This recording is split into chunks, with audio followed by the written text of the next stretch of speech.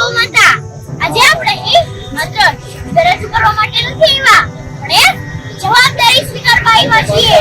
આજે આપણે ભેગા થયા છીએ એક મોટા હેતુ માટે.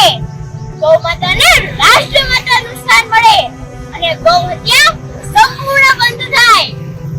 મિત્રો, પ્રશ્ન એ નથી કે સરકાર શું કરશે, પણ પ્રશ્ન તો એ છે કે આપણે શું કરશું.